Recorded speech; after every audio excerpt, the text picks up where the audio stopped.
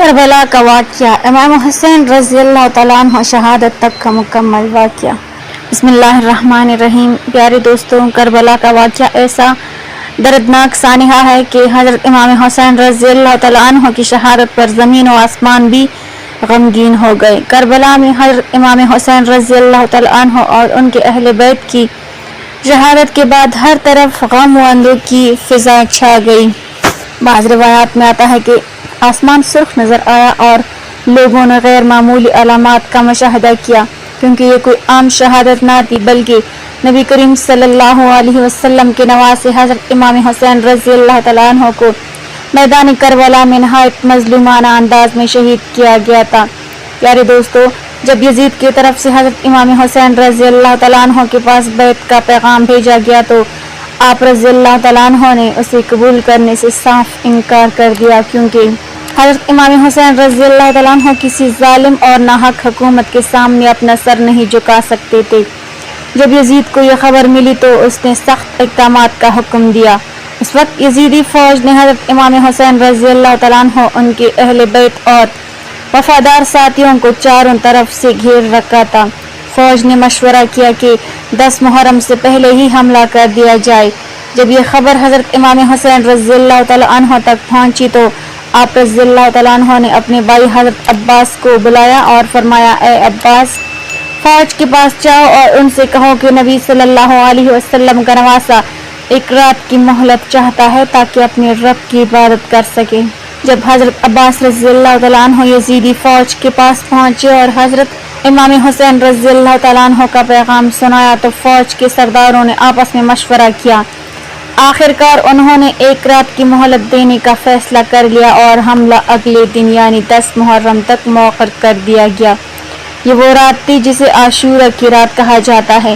حضرت امام حسین رضی اللہ تعالیٰ عنہ اور آپ رضی اللہ تعالیٰ عنہ کے وفادار ساتھیوں نے پوری رات عبادت، دعا اور ذکر الہی میں گزاری۔ سب کو معلوم تھا کہ اگلا دن ان کی زندگی کا آخری دن ہو سکتا ہے، لیکن کسی کے قدموں میں ذرہ برابر لرزش نہ تھی۔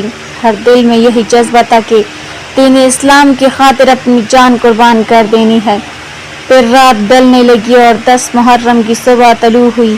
حضرت امام حسین رضی اللہ تعالیٰ عنہ نے اپنے فرزند حضرت علی اکبر رضی اللہ تعالیٰ عنہ سے فرمایا، بیٹے آذان دو۔ جیسے ہی آذان کی صدائیں کربلا کی فضاؤں میں گونجی، اہل بیت اور رسول اللہ صلی اللہ علیہ وسلم کے جانثار ساتھی نماز کے لیے کھڑے ہو گئے۔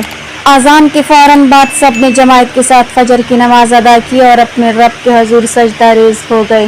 اتنے میں یزیدی فوج نے حملہ شروع کر دیا اور پھر ایک ایک کر کے اہل بیت اور حضرت امام حسین رضی اللہ تعالیٰ عنہ کے وفادار ساتھی شہید ہوتے گئے۔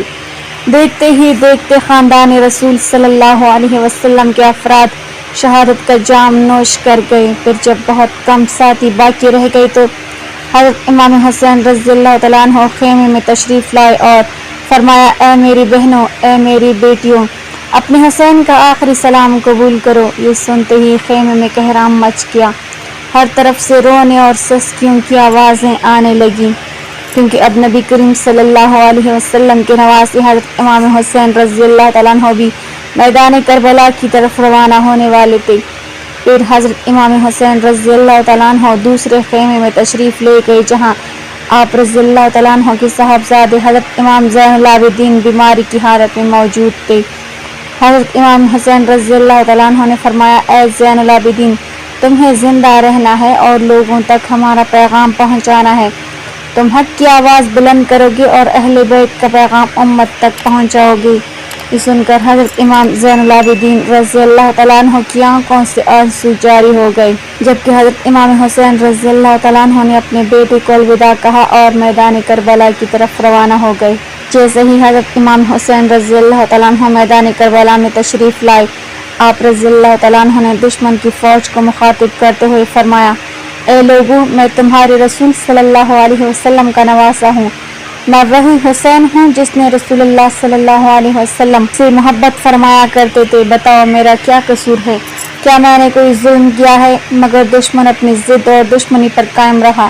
بعض لوگوں نے کہا، ہم تمہیں اس لیے قتل کر رہے ہیں کہ تم علی رضی اللہ تعالیٰ عنہ کے بیٹے ہو۔ یہ سن کر حضرت امام حسین رضی اللہ تعالیٰ عنہ نے فرمایا، کیا تم اسی علی رضی اللہ تعالیٰ عنہ کی اولاد سے بدلہ لے رہے ہو جنہوں نے ہر موقع پر اسلام کی حفاظت کی؟ اسی دوران شمر چیخ کر بولا، حسین کی باتیں مت سنو، اس پر حملہ کر دو، اور یوں میدان کربلا میں جنگ کا ایک نہایت دردناک مرحلہ شروع ہو گیا۔ اس کے بعد جنگ شروع ہو گئی۔ تاریخ گواہ ہے کہ کربلا کی سرزمین پر ایسا دردناک منظر نہ اس سے پہلے کبھی دیکھا گیا اور نہ بعد میں دیکھنے کو ملا۔ ایک طرف ہزاروں کا لشکر تھا اور دوسری طرف حضرت امام حسین اور ان کے چند وفادار ساتھی جو حق اور صداقت کی خاطر ڈٹے ہوئے تھے۔ شدید پیاس، اپنے عزیزوں کی جدائی اور مسلسل مصائب کے باوجود حضرت امام حسین کے حوصلے میں کوئی کمی نہ آئی۔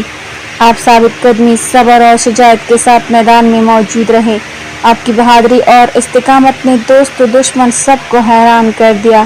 جب دشمن نے دیکھا کہ براہ راست مقابلے میں کامیابی حاصل نہیں ہو رہی تو اس نے مختلف حربے اختیار کیے۔ روایات کے مطابق اہل بیت کے خیموں کو نقصان پہنچایا گیا اور ہر طرف سے حملے تیز کر دیے گئے۔ نیزے اور دیگر ہتھیاروں سے مسلسل وار کیے جانے لگے۔ حضرت امام حسین ایک طرف دشمن کا مقابلہ کر رہے تھے اور دوسری طرف اہل بیت کے خیموں کی فکر بھی انہیں لاحق تھی۔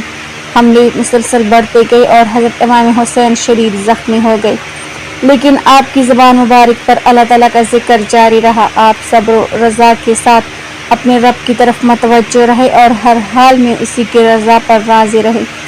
بالآخر وہ لمحہ عام پہنچا جب حضرت امام حسین رضی اللہ تعالیٰ عنہ نے راہ حق میں اپنی جان قربان کر دی اور عظیم مرتبہ شہادت پر فائز ہوئے۔